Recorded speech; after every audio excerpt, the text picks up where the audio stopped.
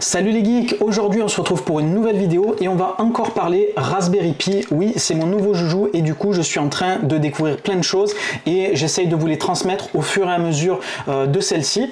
Alors ceux qui ont un Raspberry Pi, vous l'avez peut-être constaté, mais ça chauffe plutôt pas mal et encore plus sur la version 4. D'après les tests que j'ai pu faire, j'arrive à atteindre facilement les 82-83 degrés à pleine charge.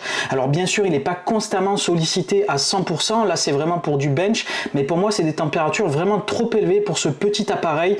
Donc du coup, j'ai essayé de chercher des solutions pour pouvoir refroidir le Raspberry Pi et ça tombe bien, du coup j'ai commandé ça sur Amazon. C'est tout simplement un dissipateur qui est doté d'un tout petit ventilateur qui permet d'abaisser les températures. Du coup, dans cette vidéo, on va découvrir ce petit radiateur équipé d'un ventilateur. On va voir un petit peu comment le monter et puis on fera des benches pour vérifier un petit peu quels sont les résultats en termes de température et en termes de performance. Donc on va commencer par faire des benches sans le ventilateur et sans le radiateur, directement au niveau température et au niveau résultat sur Geekbench. Et ensuite, je ferai les mêmes tests après installation et on verra un petit peu si on a gagné des degrés, si on a gagné des points, des scores au niveau de Geekbench. Et du coup, en fonction des résultats, on fera un point complet sur ce petit radiateur et je vous dirai un petit peu ce que j'en pense. Dans tous les cas, si jamais ça vous intéresse, je l'ai pris sur Amazon, je l'ai payé environ 13 € et j'ai cherché un petit peu le radiateur qui était à peu près le mieux noté dans ces tarifs-là et je suis tombé sur cette référence-là. Alors, je sais pas du tout ce que ça vaut, j'ai pas vu d'autres tests ou autres, je me suis basé que sur les avis, donc du coup c'est moi qui vais faire office de testeur pour vous. Comme d'habitude, je vous mettrai le lien en description si jamais ça vous intéresse. Avant de commencer, je remercie toutes les personnes qui me suivent et qui sont abonnées, ça soutient énormément la chaîne. N'hésitez pas, si jamais vous découvrez cette vidéo, d'aller découvrir également les autres vidéos présentes sur la chaîne. Je propose des vidéos de ce type là, des vidéos sur tout un tas de sujets variés autour de l'univers des geeks. Donc moi je suis un passionné, donc voilà, je vous le mets comme ça un petit peu en défilement, vous voyez un petit peu les vidéos que je propose sur la chaîne, donc n'hésitez pas à vous y rendre. Également, n'hésitez pas à vous abonner pour suivre les prochaines vidéos et si vous appréciez ce type de vidéo, n'hésitez pas à mettre un max de likes également, ça soutient mon travail. Au passage, si vous ne le connaissez pas, n'hésitez pas également à vous rendre sur mon site larevuegeek.com. Donc c'est un site que je développe et que j'anime par mes soins et qui est fait pour vous, où vous pourrez retrouver des actualités, des bons plans, il y a également des trucs et astuces et des choses que vous ne trouverez pas sur la chaîne. Allez, trêve de bavardage, on va partir sur Raspberry Pi OS. Allez, let's go!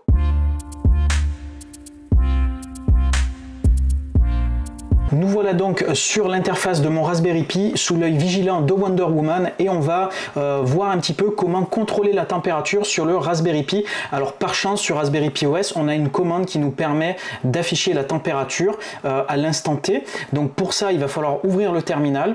Alors ici normalement vous avez un raccourci et là donc vous avez la fenêtre du terminal qui s'ouvre. Alors normalement je pense que pour la plupart d'entre vous, vous savez de quoi il s'agit et comment ça fonctionne. Alors là ici vous allez taper la commande VC hop, gen cmd et ensuite vous allez taper un measure, donc désolé pour mon anglais très naze, measure temp, donc mesure de température en gros, et vous faites entrée. Et là ici on peut voir que le résultat est affiché juste en bas, temp égale 59,4 degrés, donc c'est la température à l'instant T du CPU. Alors cette valeur là elle est intéressante à l'instant T, mais c'est pas très utilisable finalement, puisque ce qu'on a envie de voir c'est la progression des températures lorsqu'on utilise un programme, etc. Donc si jamais vous voulez suivre la température en temps réel, avec un petit rafraîchissement assez régulier, vous allez taper la commande suivante, donc la même, mais vous allez la précéder d'un petit watch. Et ça va vous permettre d'afficher la température vraiment en temps réel avec les évolutions, puisque c'est avec ça qu'on va se servir pour faire le bench avec Geekbench et on va voir un petit peu l'évolution des températures et voir jusqu'à où on monte. Donc ça sera beaucoup plus pratique qu'à chaque fois afficher la commande.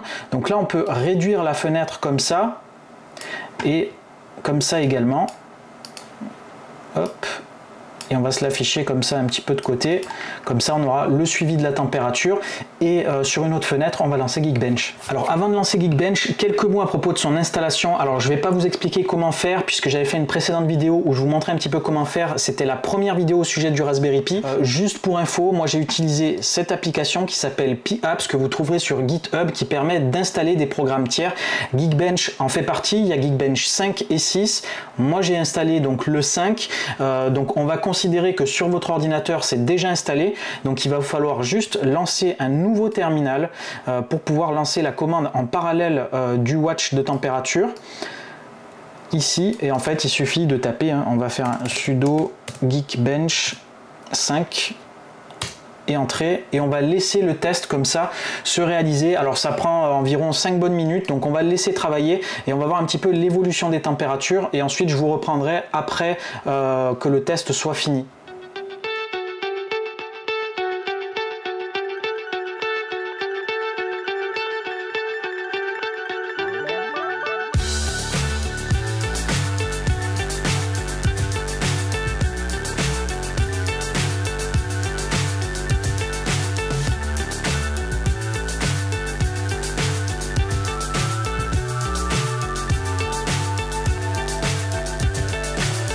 So high, I'm hypnotized. What's up is down, what's left is right. Chasing stars and holding you. Voilà, donc le test il est terminé. Donc avant d'aller voir les résultats, juste un petit point au niveau des températures. Donc comme vous l'avez peut-être vu, on a atteint les 85 degrés au niveau d'un pic quand on faisait le test multicœur. Donc du coup, quand tous les cœurs sont sollicités, on arrive vraiment à atteindre des températures proches de 90 degrés. Et c'est vraiment trop. Il faut vraiment qu'on arrive à abaisser ces températures-là. Donc on va aller voir le score, voir un petit peu ce que ça donne. Et ensuite, on fera l'opération une fois qu'on aura installé le refroidissement. Comme ça, on verra effectivement s'il y a eu un impact également sur le score. Donc là ici, hein, quand vous faites un test sur Geekbench, vous avez ici un résultat sous forme d'URL, donc il vous suffit de copier l'URL. Ça, on peut fermer à présent notre température. On va aller sur notre navigateur pour aller voir les résultats. Hop, on va le coller ici. Et donc là ici on peut voir le score. Donc le score est d'ailleurs un petit peu meilleur que lors d'un précédent bench que j'avais fait. Donc il est possible aussi qu'avec les chaleurs un petit peu moindres qu'il y a ces derniers jours, ça joue aussi là-dessus, puisque quand j'avais fait, j'avais pas mesuré les températures. Il n'est pas impossible que ce soit encore plus chaud. Donc voilà au niveau du score. Donc on va le garder en mémorisation et ensuite on va découvrir un petit peu le refroidissement, l'installer.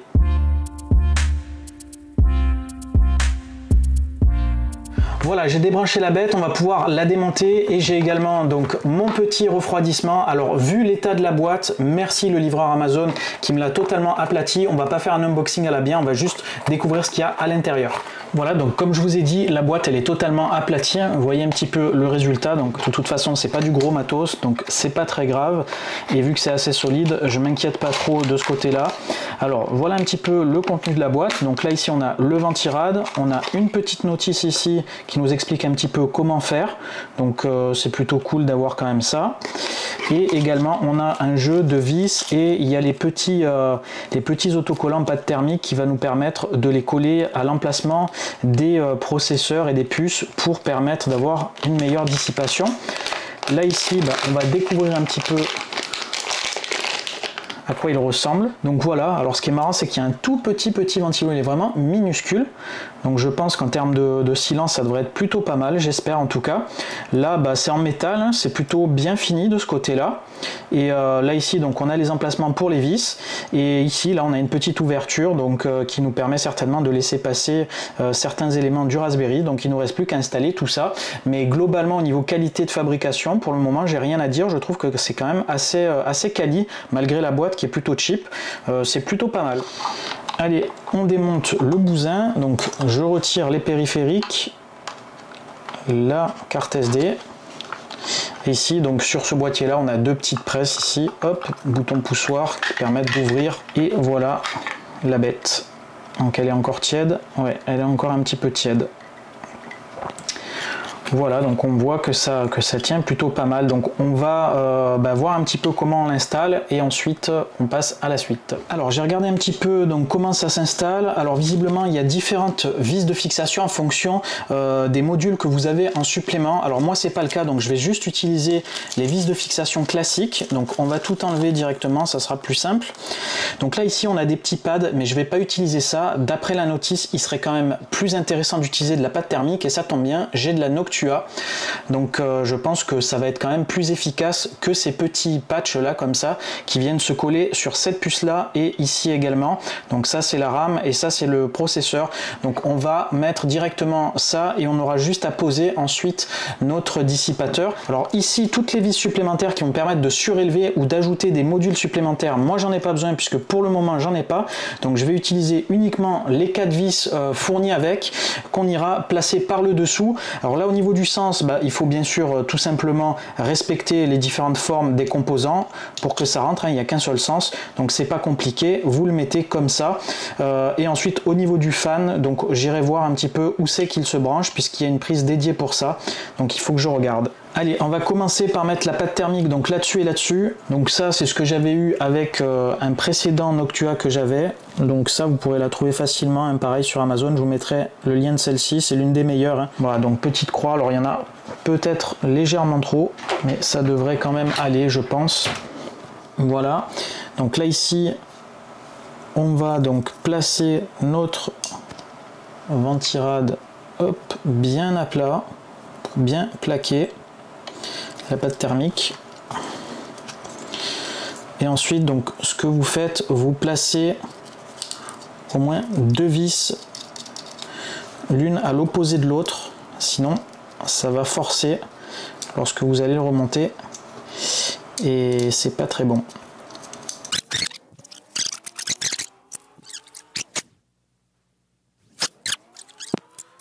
Voilà, serrez pas trop pour pas abîmer le PCB là. Et voilà, donc on a le ventirad qui est installé, donc c'est super fin. Donc c'est plutôt cool. On va voir si du coup c'est suffisamment épais pour dissiper la chaleur vraiment qu'il y a. Là en tout cas j'ai fait tout ce que je pouvais, j'ai mis de la bonne pâte thermique. On a un petit ventilateur qui va permettre d'un petit peu rafraîchir tout ça. Et on a quand même un dissipateur qui prend tout comme ça, tout le circuit, donc c'est quand même assez, je trouve assez conséquent comme refroidissement pour ce petit truc. Donc je vais voir un petit peu sur quelle broche il faut le brancher, puisque c'est pas vraiment précisé. C'est là ici on a un petit dessin ici, mais on n'y voit rien du tout. Donc je vais aller flasher ici le petit QR code, ça va nous amener probablement sur la notice en plus grand. Voilà, donc d'après les recherches que j'ai pu faire, j'ai cherché également sur d'autres sites, donc c'est l'avant-dernier pin là qui se trouve sur la partie supérieure du GPIO. Donc en gros c'est celui-ci et celui-ci, donc il faut le brancher de cette manière là. Et là vous aurez donc le contrôle du fan directement depuis votre Raspberry. Voilà, donc on a tout installé, donc je vais pouvoir le remonter et on va partir sur l'écran pour faire nos vérifications. Alors petit imprévu pendant le montage, je ne sais pas si vous avez vu lorsque j'ai monté donc les différentes vis ici, donc ça ajoute une épaisseur supplémentaire en fait au niveau du Raspberry, très légère de peut-être 1/2 mm ou 1 mm, et du coup le boîtier se fermait pas correctement et j'ai dû ici couper les petits supports en plastique sur les 4 coins. Donc pensez-y, si vous avez le boîtier officiel et que vous voulez rajouter un refroidissement de ce type là, il y a de fortes chances que ça rentre plus par défaut, mais là par contre avec les modifications que j'ai faites, ça rentre parfaitement, les prises sont bien en face. Voilà, donc du coup là c'est nickel, donc pensez-y quand même. Alors il est peut-être un tout petit peu moins stable parce que j'y suis allé un petit peu comme un cochon, mais si vous le faites bien ça devrait rentrer nickel, il ne devrait pas y avoir de soucis. Donc du coup je vais pouvoir remonter maintenant le Raspberry, on va partir sur l'ordinateur. Voilà, le boîtier remonté, malgré nos petites péripéties, tout est bien en place, il est bien fixé, donc du coup je vais pouvoir le rebrancher et on va aller partir faire notre petit bench et notre contrôle de température.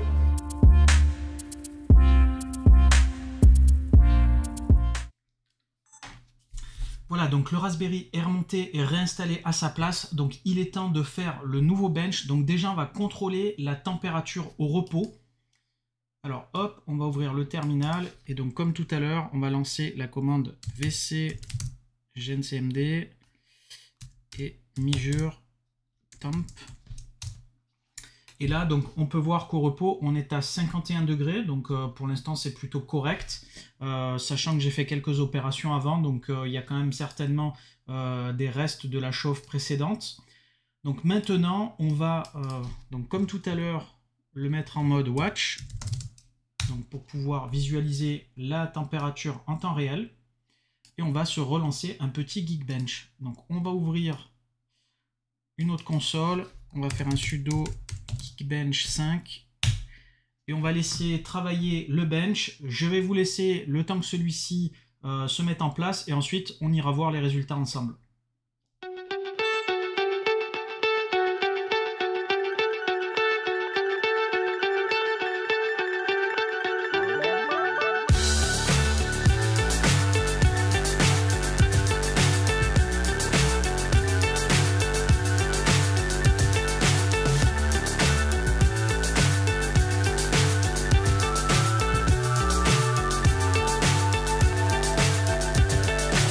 So high, I'm hypnotized.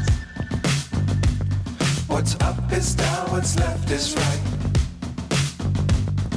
Chasing stars and holding you. Alors le test vient de terminer et ce qu'on peut constater, c'est que c'est du très très lourd. Il y a un très bon refroidissement en ayant rajouté un dissipateur et un petit ventilateur. En gros, je dépasse très très rarement les 60 degrés et quand ça dépasse, je dépasse pas les 65 degrés. Donc concrètement, on a gagné grosso modo environ 20 degrés par rapport à la précédente situation puisqu'on tablait aux alentours de 85 degrés.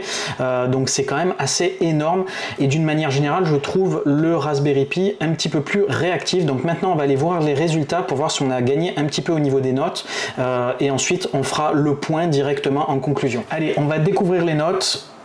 Ça, on n'en a plus besoin.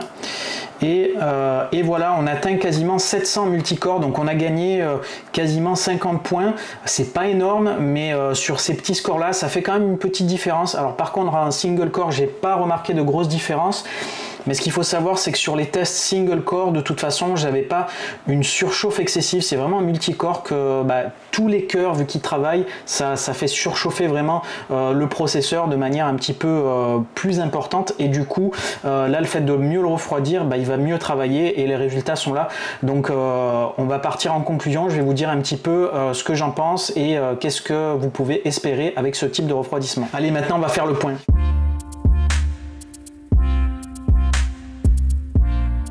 Allez, il est temps de faire le bilan de ce petit ventirad. Alors, d'une manière générale, je suis très satisfait de mon achat. Pour 13 €, ça vaut clairement le coup. J'ai gagné environ 20 degrés en refroidissement sur mon Raspberry Pi et j'ai gagné également un petit peu en performance. Donc, sur les deux plans, j'ai gagné et ça, c'est pas négligeable du tout. Non seulement il va y avoir une meilleure durée de vie a priori du Raspberry Pi puisqu'il y aura moins de problèmes de surchauffe et potentiellement de griller le dispositif et également je gagne un petit peu en performance, donc j'ai même un peu de marge pour pouvoir l'overclocker. Alors je pense pas que je vais le faire concrètement parce que j'ai pas besoin d'une énorme puissance sur ce que je vais installer là-dessus, mais voilà, il y a quand même un petit peu de marge, donc ça c'est plutôt cool. Alors concernant le packaging et ce que contient la boîte, concrètement je suis d'une manière générale assez satisfait au niveau des produits. C'est de bonne facture, le ventirad il est suffisamment de bonne qualité, il est très bien découpé pour qu'il rentre parfaitement, qu'il épouse parfaitement le Raspberry Pi 4. Au niveau des visseries, il y a tout ce qu'il faut pour pouvoir le fixer correctement. Même si vous avez des modules supplémentaires, vous aurez de quoi le faire. Il y a également des petits autocollants qui vont faire office un petit peu de pâte thermique, mais c'est pas vraiment de la pâte thermique, donc ça j'y reviendrai un petit peu plus tard. Là où j'ai été un peu déçu, c'est sur le côté notice, c'est très mal imprimé, on y voit très mal, et quand vous allez sur le site au niveau de la notice, il y a très peu d'informations mentionnées, donc ça c'est un point un petit peu moyen. Également au niveau de la fixation, du support de fixation, en réalité, mais ça sera propre à chaque dissipateur quasiment, vous pourrez plus le rentrer dans le boîtier officiel sans modification. Donc moi j'ai dû faire un petit bricolage pour que ça rentre, mais ça m'a pris en gros 10 minutes et ça rentre nickel. Il y a juste peut-être un léger jeu du fait que il est un petit peu moins bien fixé, mais il y a de quoi largement bricoler ça.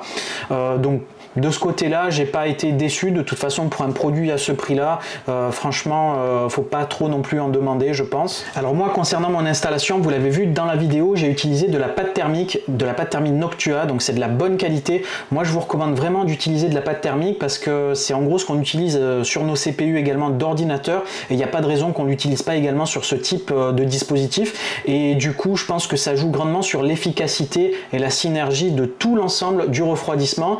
Donc Donc moi je vous mettrai en description ce que j'ai utilisé comme pâte thermique. Il y a également d'autres marques qui fonctionnent très bien. Il y a l'Arctic Silver aussi qui est très réputé, que j'ai utilisé aussi, qui est très efficace. Donc je vous mettrai ça en description, vous choisirez ce que vous voulez. Dans tous les cas, moi je vous recommande d'en utiliser. Et voilà, je pense avoir fait le tour de ce petit refroidissement pour Raspberry Pi. J'espère que cette vidéo elle vous a plu et que vous avez pu apprendre quelque chose de nouveau au sujet du Raspberry Pi.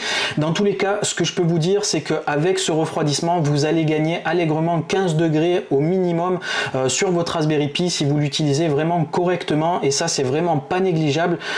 Comme vous le savez, lorsqu'un CPU chauffe, vous allez perdre de la performance tout simplement parce que lorsqu'il chauffe, la seule variable d'ajustement, ça va être en gros la fréquence. Pourquoi? Parce que lorsque la fréquence est abaissée, on va pouvoir abaisser le voltage et donc envoyer moins de courant, envoyer moins de chaleur.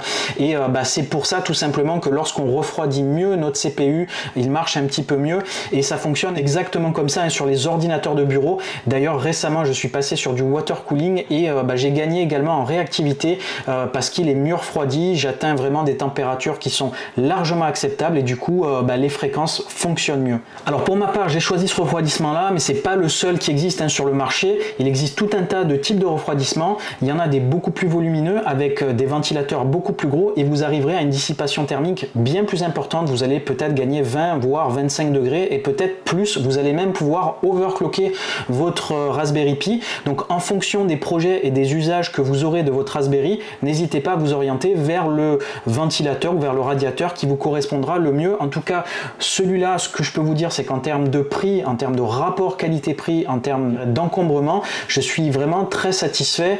J'ai pas eu à changer de boîtier, mis à part quelques modifications, il rentre parfaitement dans le boîtier officiel et ça c'est un point quand même à prendre en compte. Dans tous les cas, si jamais vous avez des questions ou que vous voulez échanger sur le sujet, n'hésitez pas à poster un commentaire, je ne manquerai pas d'y répondre. Je réponds systématiquement à tous les commentaires, donc voilà, je serai ravi d'échanger avec vous sur le sujet. Au passage, si jamais vous n'êtes pas abonné à la chaîne, je vous invite à vous abonner et à nous rejoindre, comme ça vous pourrez suivre les prochaines vidéos qui vont sortir. Il y a encore d'autres vidéos au sujet du Raspberry et il y a également plein d'autres vidéos sur d'autres sujets qui vont certainement vous plaire, donc n'hésitez pas à vous abonner et à activer la cloche de notification. Également, n'hésitez pas à mettre un max de likes sur la vidéo, ça me fait énormément plaisir et surtout ça récompense mon travail. Pour ceux qui veulent me suivre également sur d'autres réseaux, vous pourrez me retrouver sur Twitter où je suis pas mal actif. Alors maintenant on dit X, mais bon, je trouve que ça fait un peu bizarre. Vous pourrez également me retrouver sur Instagram et sur TikTok, et comme d'habitude aussi vous pourrez me retrouver sur mon site internet larevuegeek.com que j'ai parlé en introduction de la vidéo, donc je vais pas vous refaire le topo. Bref, allez-y et vous verrez bien par vous-même.